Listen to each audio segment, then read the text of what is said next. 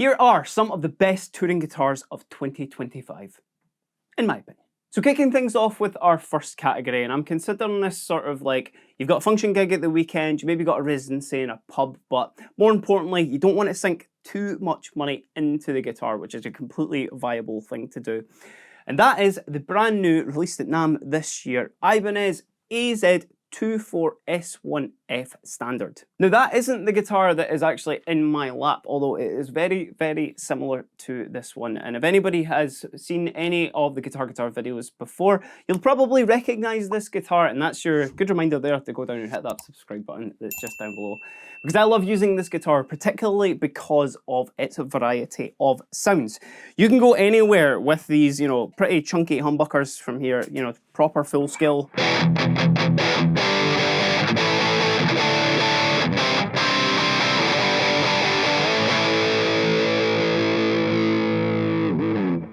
All the way to super lush split coil sounds like this.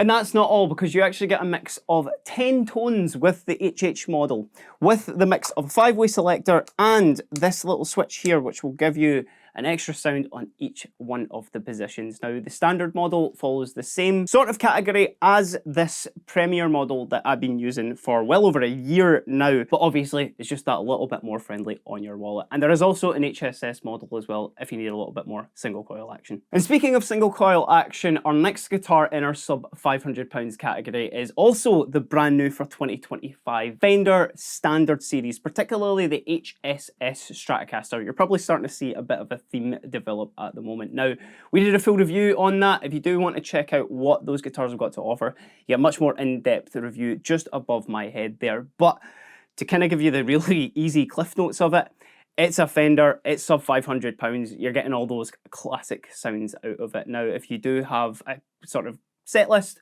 or a kind of gig that does require some of those classic stratty tones, you know, that second position is just absolute Dire Straits out of its nut, which that's going to come in really handy for that. And of course, there's a ton of different colours and different varieties to choose from if the HSS isn't the one for you.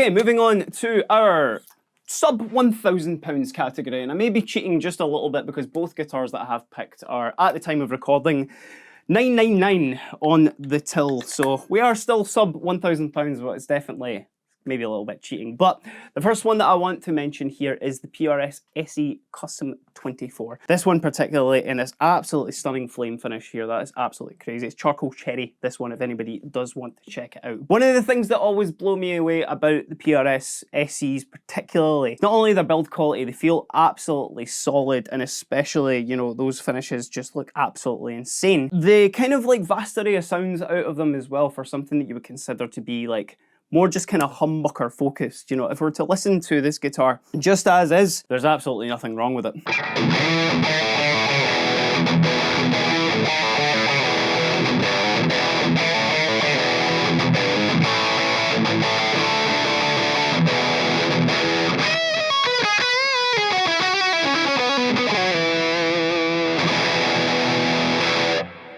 So if you need those big rocking tones, then you're totally covered there as well. But one of the things that always really surprised me about the PRS Custom 24 SEs was that split coil action there. All you need to do is pull up your tone knob, which is really easy to do, obviously, if you're in the middle of a gig. And you go from, let me put it back down, let you hear the actual full humbucker here.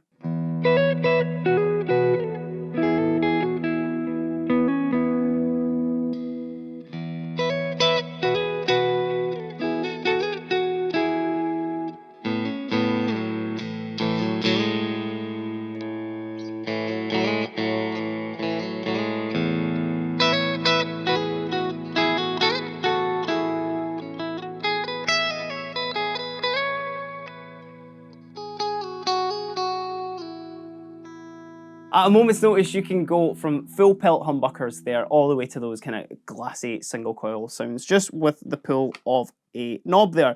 And also another thing that I think is really quite advantageous, about the PRS SE series, particularly the Custom 24s and whatnot, is obviously they've got that kind of classic single cut sort of feel to them. They've also got a trem on them, which comes in absolutely clutch, especially if you do need to do any songs that require that. And it means you don't need to change between your two main guitars. Now, if we were looking at something that was a bit more, you know, kind of inspired by the kind of classics, then let's look at something that is completely futuristic.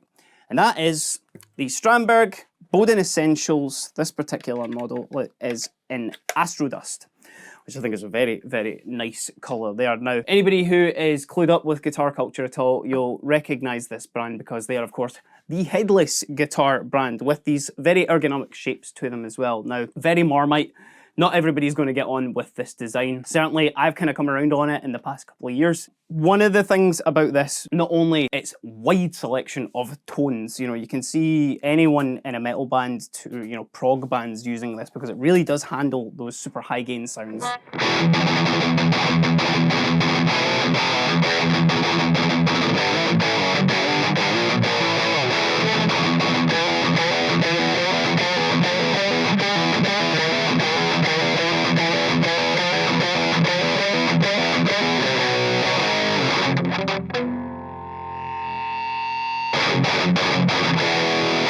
Caught my pick just in time there as well. But what I was going to say was that the Strandberg Boden Essentials here as well has got a 5-way selector switch, which, of course, you heard those humbuckers there. It's also got those amazing in-between glassy cleans too.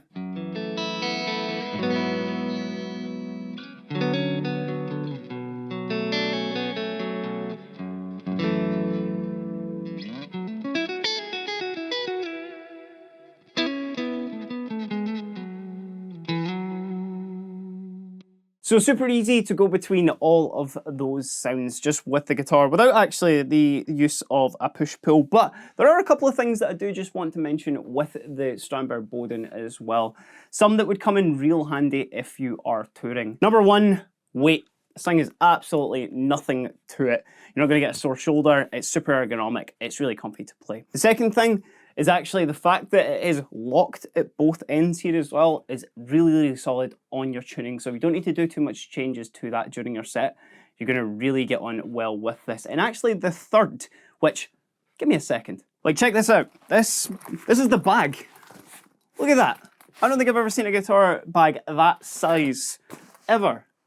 Everybody carrying hard cases, all that nonsense to a gig, you don't need to worry about it because you've got your tiny little nice Strandberg bag. And actually the bag comes in real handy for storing it as well because it's quite a funny shape. You're not able to stick it on a stand particularly easy. But that moves us right on to our upwards of £1,000 mark here. Now, I'm very well aware there are tons and tons of guitars that you can pick from. Even just some of the Fender American series. You know, if you need just a Les Paul or anything like that, I'm sure you can get through an entire gig with that. But we're looking at kind of like session players probably at this point in time. Not saying that you need to be a professional to play any of these guitars. The more professional you probably are, the more you're going to get out of them, especially if you are touring around the world. But it's kicking us off with our very first one. And it's a signature one of a man who is very well versed in traveling across the world. This is the Suhr Matthias Sato Classic S. It doesn't need to be this particular Suhr. I'm just talking about all Suhrs in general. As somebody who does own one and is not a professional musician who tours around the world, I can absolutely attest it's one of the best kind of Strat style guitars that I have played just because of the craftsmanship that goes into it and let's be real, those necks are just unbelievable on them. But the way that I see Suhr in the modern guitar landscape is they are that kind of looking into the past yet with modern sensibilities within their guitars. For example, you know, a lot of their classic S guitars, they come as an HHH, imagine a 3 pickup hump like Stratocaster, that'd be wild. An HSS configuration on them, which gives you that breadth of sound. You know, big chunky bridge pickup on that one. Let me just turn off all my effects there.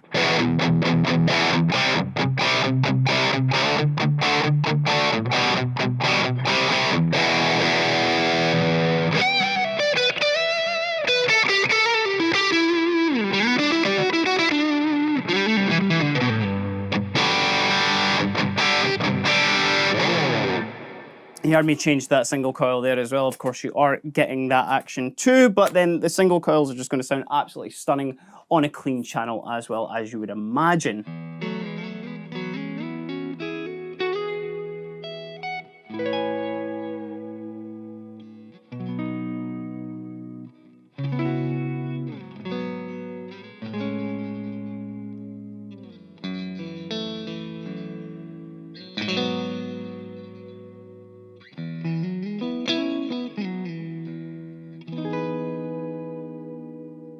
Absolutely stunning. And I think one of the cool things about Suhr in particular with, you know, all of their guitar models, there's a wide variety of choices on that. So you're not just sticking to the one shape of neck, you're not just sticking to the one set of pickups. Geez, you're not even sticking to the one type of wood with the neck as well. You've got loads and loads of options, particularly, you know, with a store like Guitar, we spec up so many different Suhrs for us, loads of different colours, loads of different varieties. I'm sure you'll find the perfect one with us. And then the final choice in the over £1,000 category, a little bit of a cheat because it is somewhat similar to the guitar that I've got in my lap here, but that is basically any Tyler. Tyler guitars, absolutely stunning. We've done a few videos on them as well if you do want to get the ins and outs of them, whether that be the different guitars, just a showcase of one particular model.